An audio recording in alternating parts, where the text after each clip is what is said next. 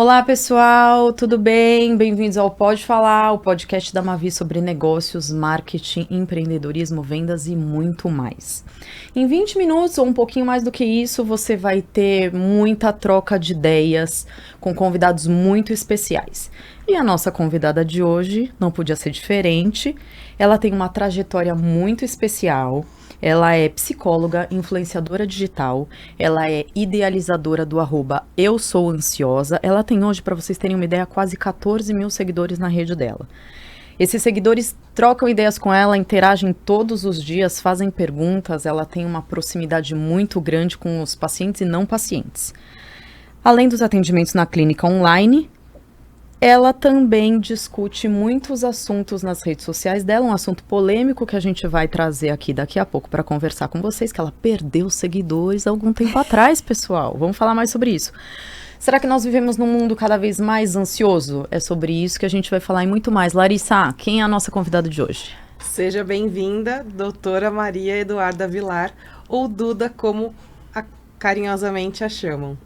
Oi, pessoal, tudo bem? Eu sou a Duda, obrigada pelo convite. Vamos aí, né, nos inteirar aí dessas respostas, dessas polêmicas, que tô ansiosa, inclusive, como diz o meu próprio @. Ô, Duda, como surgiu o Eu Sou Ansiosa? Você é uma pessoa ansiosa, já foi uma pessoa ansiosa e trouxe isso para sua realidade de vida, para sua carreira, com o propósito de ajudar outras pessoas ou não? Você resolveu ser psicóloga e aí você entendeu essa movimentação das pessoas, essa necessidade das pessoas. Foi de forma natural e orgânica ou não? Você viveu uma dor e resolveu ajudar as pessoas? Sim, eu criei a página em 2017, porque eu vivia, assim, períodos de isolamento, desde a adolescência até mais ou menos os 26 anos. E nesses períodos eu saí de um desses momentos de isolamento, e aí por incentivo da minha mãe, da minha psicóloga, de criar esse @ e levar para as pessoas o que eu vinha aprendendo, e principalmente eu tinha muito essa coisa de, meio que de uma romantização da dor, assim, eu criava textos, enfim, meio que romantizando mesmo essas questões, assim, do sentir, e aí eu fui postando na internet, e isso foi trazendo as pessoas a se conectar comigo, e isso foi crescendo, assim, a página não veio num intuito profissional, na verdade nunca foi. Mas você já era psicóloga quando idealizou a página, não foi antes da formação? Eu fui em 2017, eu acho que eu estava no 2º semestre da faculdade de psicologia, mas eu não tinha essa ideia, assim, não era muito falado, né, essa condição de perfis profissionais no Instagram. Então era de fato, assim, sou ansiosa, era anônimo, eu não aparecia, ninguém sabia quem eu era, e eu postava lá, e aí as pessoas, tipo, curtiam e comentavam, e eu também sinto isso, e aí foi desenrolando, assim, mas nunca teve um intuito profissional. Ficou quando eu me formei na pandemia. Quando você se diz, eu postava conteúdos romantizando, o que você quer dizer com isso? Você tentava mascarar essa dor ou você normalizava essa dor? Eu normalizava e eu sempre tive uma facilidade de brincar com as palavras. Então, eu usava muitas metáforas, figuras de linguagem, assim, que acabavam conseguindo transcrever, até modéstia à parte falando, muito do que as pessoas muitas vezes sentiam, assim. Por exemplo, esses dias eu repostei um texto que eu até chorei quando eu li, porque eu falei, meu Deus, eu vivi isso e eu nem lembrava. Que era justamente falando assim, saudades do que um dia eu fui antes da ansiedade, porque tem uma quebra, assim, do que você era quando você passa a ter questões patológicas com a ansiedade, né? Então, quando eu me conectei com esse texto, eu falei, meu Deus, tipo, saudade do que eu já fui, sem ter as preocupações, sem ter a necessidade de controle. Então, eu sempre brinquei muito com essa coisa das palavras e tal. Então, por isso que eu trago o romantizar a dor, assim. Certo. E, como a gente já falou, você tem 14 mil seguidores, né? No seu perfil profissional, e aborda diversos assuntos relacionados à psicologia, mas pra gente ficou claro que a ansiedade tem ali um foco, né, especial. Como que você acredita que você alcançou esse marco? Né, nós estamos vivendo um mundo cada vez mais ansioso, na sua opinião? Sim, constantemente, e eu acho que as redes sociais têm um papel fundamental nisso, né? Principalmente quando a gente compara muito a nossa vida com a vida do outro. Então, não é difícil a gente escutar, assim, né? Tipo, nossa, parece que a vida da fulana é perfeita e a minha não. Parece que precisei fazer um detox das redes sociais. Justamente porque a todo momento a gente idealiza, né, o outro, a vida do outro, porque a gente não sabe o que o outro sente. A gente sabe o que nós sentimos e a imperfeição da nossa vida. Mas o outro a gente idealiza. E aí cria-se muito. E aí cria-se essa ideia mesmo desse contexto muito ansioso, assim. Não, e é o que dizem, né? Ninguém posta infelicidade no Instagram. Você não se Exatamente. posta chorando, Não. deprimida, depressiva. Não. As pessoas só postam alegria. E Ou aí no meio isso, de uma crise. No meio de uma crise. Sim. Isso deprime as outras pessoas que estão em crise. Sim. Né? E aí, até respondendo a primeira pergunta, eu acho que o que me fez crescer, assim, no Instagram de 2017 pra, sei lá, é porque agora, depois a gente vai falar disso, mas os números vêm decaindo, na verdade. Eu já cheguei a ter 15.800. Então, tipo, vem decaindo, acho que vai entrar em outros nossos contextos de estratégia, enfim. Mas eu acho que foi pela minha coragem de expor a vulnerabilidade. Porque você não via as pessoas falando da dor pessoal. Eu falava do que eu sentia. Então, as pessoas talvez olhavam e falavam assim, nossa, mas eu sinto isso que ela tá dizendo. E aí, eu acho que foi isso que trouxe a principal conexão com os seguidores que até hoje me acompanham na página, assim. De fato, trazerem para mim dores, questões que transcende o que hoje, né, eu poderia tentar trazer para mim como pacientes, mas que não entram para terapia, mas que a gente tem uma troca, assim, muito bacana, muito rica mesmo. Tem, eu vim acompanhando o É bem Elson legal. Ascioli, tem mesmo. Quais são as maiores dificuldades que você enfrentou e enfrenta para empreender? Porque você não deixa de empreender, tanto no digital quanto na sua carreira como psicóloga. Sim. Lá nos atendimentos. A Duda só faz atendimentos online, pessoal, então entrem em contato através dela, a gente deixa os contatos aqui depois. Quais são as dificuldades que você já enfrentou e que você enfrenta hoje para empreender? É engraçado que antes de vir para cá, eu falei assim pro Júnior, eu sou empreendedora? Porque como a Júnior página... é o marido, gente, Júnior é o marido, ele tá aqui, ó, tá? Como, tipo, sempre foi uma coisa muito natural, até mesmo essa conexão, eu nunca... diretamente falando, eu nunca vendi o meu produto, né? O meu atendimento. Então, eu acho que, indiretamente, as minhas postagens, a conexão com as pessoas, o falar um pouco de mim também, a naturalização dos sentimentos, das emoções, isso sempre me trouxe pacientes, desde que eu me formei. Certo. Diferente, assim, até às vezes, de colegas que eu escutava falar assim, eu precisei recorrer a convênios, a clínicas de outras pessoas, e pra mim, acabou vindo uma facilidade, mas que eu não esperava, assim. Porque, de fato, a página nunca foi profissional. Se tornou quando eu me formei na pandemia, e aí virou meio que não é uma moda, assim, mas todo mundo começou a profissionalizar e criar perfis e tal. E aí eu transformei ela num perfil mais profissional. Mas essa conexão sempre existiu, e eu acho que isso me favoreceu muito. Para trazer, para empreender, de certa forma. Certo. A gente viu o quanto que o online cresceu durante a pandemia, né? E você disse que atende 100% online.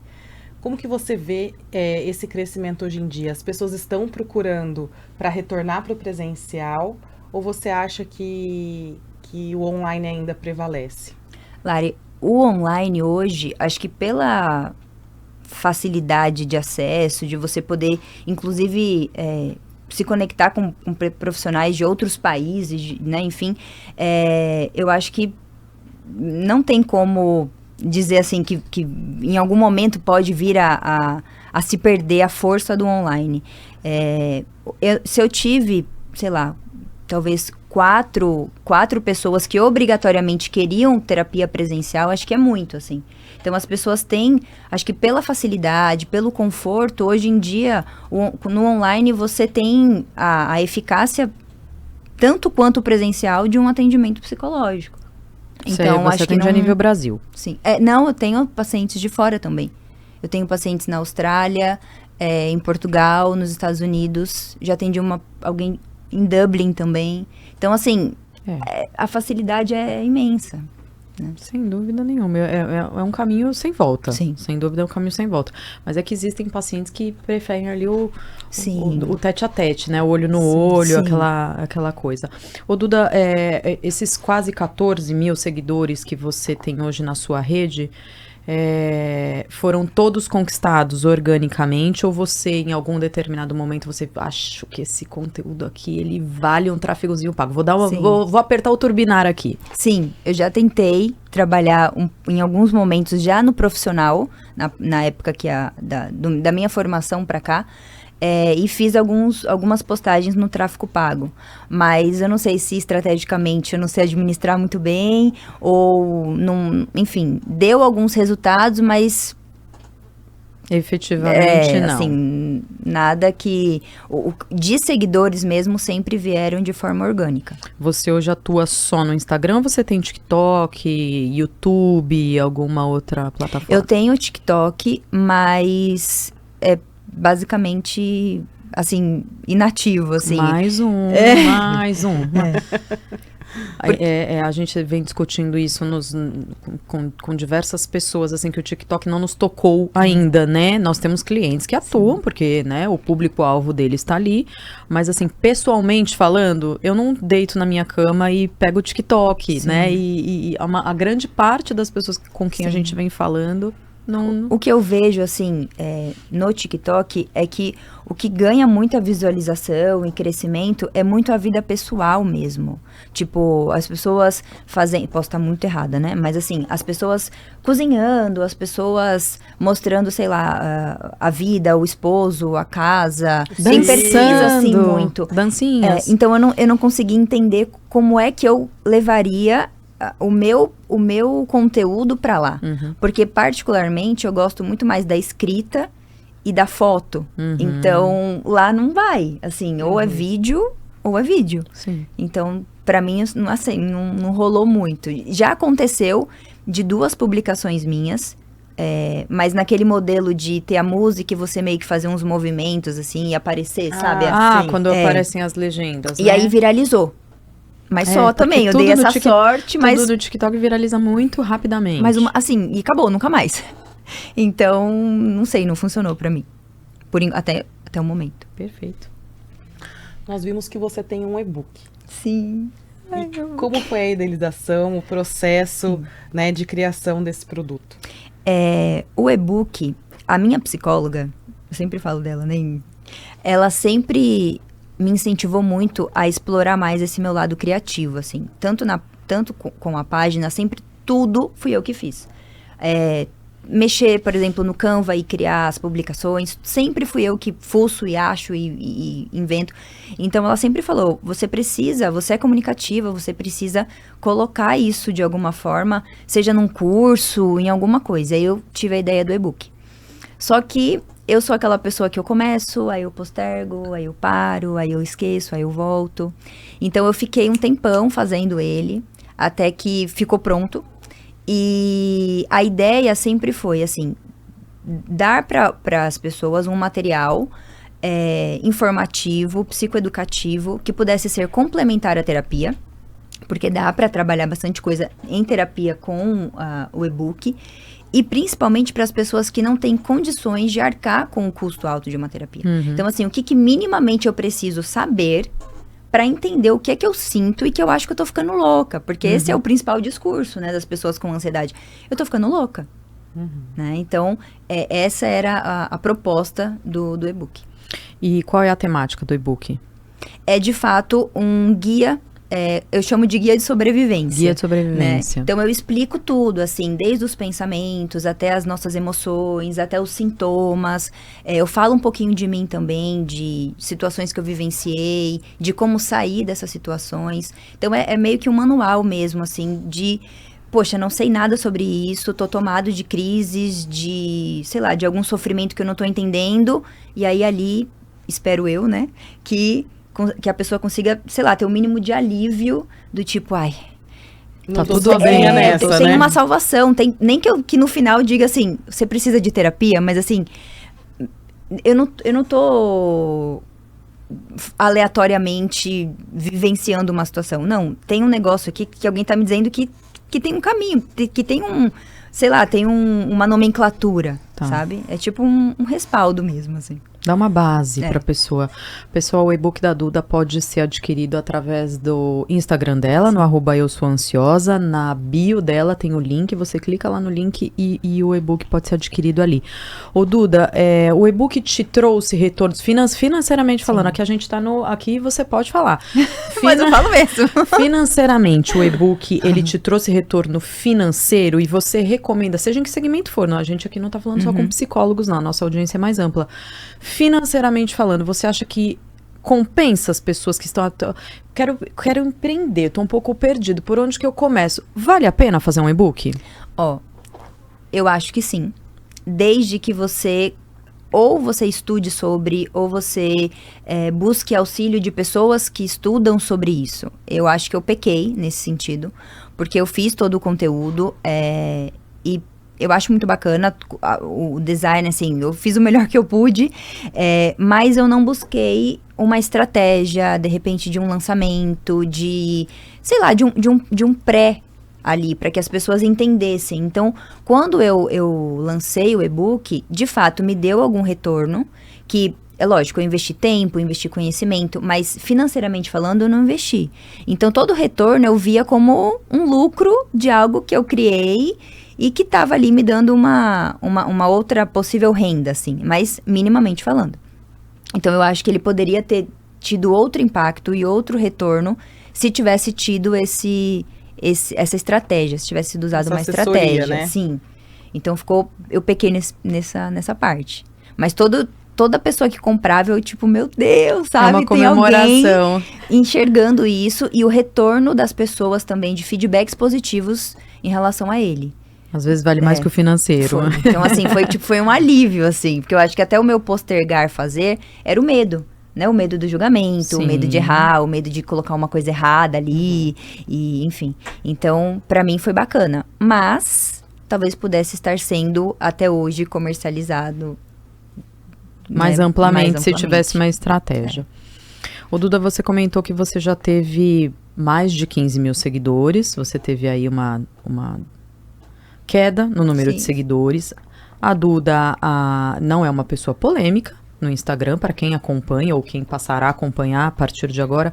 A Duda não é uma pessoa polêmica, ela é uma psicóloga discreta que troca muita ideia ali, muita informação, mas você não expõe muito da sua vida pessoal.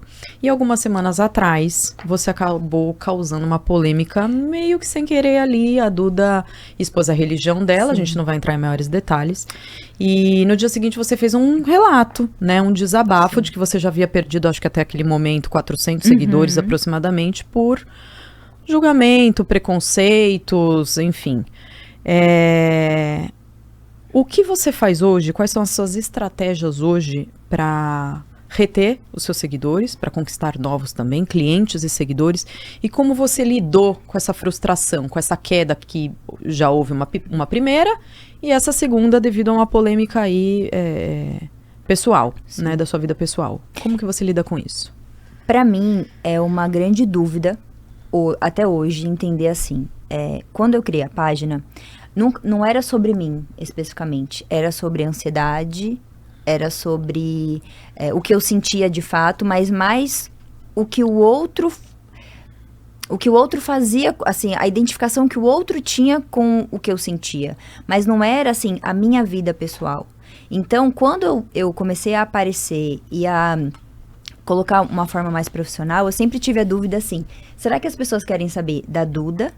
Será que as pessoas querem saber sobre ansiedade? Ou será que as pessoas querem saber sobre a psicóloga? Como um veículo mesmo de captação de pacientes. Então, eu sempre tive essa dúvida. E eu acho que foi aí que eu comecei também a perder os seguidores.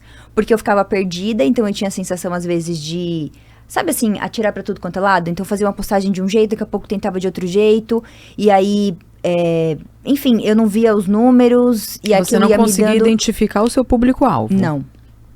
E aí, quando eu perguntava para as pessoas falavam assim, mas você já compartilha tudo, eu gosto de ver a sua rotina, eu gosto de ver... Parecia assim, que elas gostavam de ver tudo. Eu falava, tá, mas então, se elas gostam de ver tudo, por que não tá chegando gente nova? O que tá acontecendo? E por que esses números estão caindo também? Então, aí às vezes eu falava, não quero mais. Aí, não quero mais fazer nada. E passava, tipo, uma semana sem postar nada. Aí daqui a pouco eu falava, não, gente, mas eu faço isso com amor. Peraí, o objetivo é de fato comunicar pessoas. E aí eu voltava. Então eu acho que essa inconstância também pode ter prejudicado, né? E eu não sei mais a sua pergunta. Já me perdi. Sobre a polêmica da semana passada, como é que você lidou com essa... Porque assim, você perdeu seguidores por pura... preconceito, né? Preconceito, o problema é do outro, né? O problema não é da Duda, né? É uma questão que a gente passa, que não creio que seja uma questão só do Brasil. Em qualquer lugar do mundo, as pessoas não aceitam muito bem as diferenças. Ou você tem a mesma opinião política, ou você tem a mesma opinião religiosa, ou você é julgado. E você perdeu 400 seguidores, não sei se mais. E foi em horas, assim, foi sei lá, em 2 horas, eu postei, aí, sei lá, eu atualizei, assim, rolei o dedo, daqui a pouco eu vi, tipo, caindo. Aí eu falei, tem uma coisa errada, tipo, eu acabei de postar essa foto e não é possível que o Instagram tá fazendo uma limpa. Não é um bug do Instagram, isso aqui. E aí eu esperei pra ver nos insights o dia, né, foi dia, acho que 23 de janeiro. E aí, quando passou, tinha lá, no dia 23, 392 seguidores, né? E foi por uma exposição, e aí um pouco da Duda, que foi o meu primeiro sentimento de rejeição. Diante de algo que eu tinha feito, tipo, na internet, assim. E aí eu fiquei com aquilo meio, meu Deus, o que eu faço com isso? E eu ficava irritada, porque dá vontade de abrir a cabeça das pessoas e falar assim, por que você é intolerante? Né? O que a minha religião incomoda você? Você gostava do meu conteúdo até agora. O que mudou? O que mudou? Então isso foi me deixando assim, eu fiquei elaborando isso, acho que durante um dia, assim, mais ou menos. Aí teve uma hora que eu dei uma chorada, aí depois que eu dei essa chorada, passou. Aí... vida que segue, acabou, já nem... Não recuperou? Não recuperou essas pessoas. E como que você faz hoje, desconsiderando essas perdas? Você tem alguma estratégia de marketing para reter? Não, você vive a vida. Vivo a vida na sorte. Deu a moça lá do Big Brother, perdão, gente, não acompanha o Big Brother, a que pirou a cabeça, como é o nome dela? Vanessa Lopes. Teve um episódio. Então, teve o episódio da Vanessa Lopes, ela foi afastada, aí a equipe médica começou a passar os boletins, você pega esse assunto tem a ver comigo. Sim. É assim. Aí, o que aconteceu? Eu vinha num desânimo, e aí eu acho que depois dessa perda mesmo dos seguidores, eu falei, não, peraí, é um negócio que eu gosto, eu vou tentar de novo. E aí eu comecei, então eu vim tentando trazer mais conteúdos pro feed, porque eu vim em algum lugar, assim. Não adianta você estar postando nos stories, porque são os seus seguidores que já te conhecem, que já acessam o seu conteúdo. Se você quer mais pessoas novas, você tem que ir pro feed. Então eu tenho criado alguns outros conteúdos, às vezes tem frases de efeito que eu acho bacana, que chama a atenção, então eu tenho às vezes tirado um print sabe assim, pra tentar criar alguma coisa, e aí, de uns dias pra cá, toda hora aparece um seguidor novo. Então eu vi que, assim, tá funcionando, mas não sei em proporções, assim, né? Mas não tem uma estratégia bem definida, né? Ela não é uma marqueteira, né? Não é uma comunicadora. Ela é uma psicóloga, influenciadora digital. Mas eu digo, ela poderia ter uma agência, alguém que pudesse estar apoiando, né? Mas tem bons resultados, né? Tem bons resultados, porque tem muito influenciador digital que, e faz. E constância. E é um passinho de cada vez. É difícil. A gente, né, Lari, a gente detecta que é mais difícil você reter, você conseguir engajar essas pessoas que já estão ali dentro do que você conquistar os novos. Conquistar novos, às vezes você faz um bom tráfego pago, ali você pega um viral no TikTok, te traz Agora, reter esse pessoal, fazer eles engajarem com o seu conteúdo, conversarem com você, responderem, curtirem, compartilharem, esse é o maior desafio, né? E eu criei algumas relações, assim, muito importantes através da página. Pessoas que vieram a ser pacientes, pessoas que nunca passaram comigo, mas que tem, sabe, um carinho, uma gratidão, assim, pela troca mesmo, de se sentir à vontade em falar, em dividir, às vezes, dores que... Às vezes fala pra mim, eu falo, mas você falou pra sua psicóloga isso? Não. Eu falo, então, mas isso é importante. Mas tem psicólogo e fala com você. Você responde todo mundo? Todo mundo. Então é bem bacana. E eu acho que cria-se essa ideia de que ela é psicóloga. Então, ela é totalmente resolvida. Ela não sente, ela não tem nada. Então as pessoas falam assim, você é ansiosa mesmo, Duda? Porque você é tão calma. Eu falo, assim, na página, né? Eu não vou sair a todo momento mostrando o jeito que eu sou, porque é um recorte ali, são poucos minutos, né? Mas sim, eu sou muito ansiosa, muito mesmo. Então, quando as pessoas conseguem criar essa relação comigo e conseguem visualizar um pouquinho disso, eu acho que fica até assim, nossa, né? Tá tudo bem, talvez eu também sentir. Porque ela que fala, que sabe a teoria, que aplica nas pessoas, também sente. Então... somos humanos. Sim. E profissionalmente falando, você ainda tem algum sonho que você ainda não conquistou? Sim. Eu tenho... meu maior desejo é conseguir, de repente, criar novos produtos. Ou até mesmo criar um livro.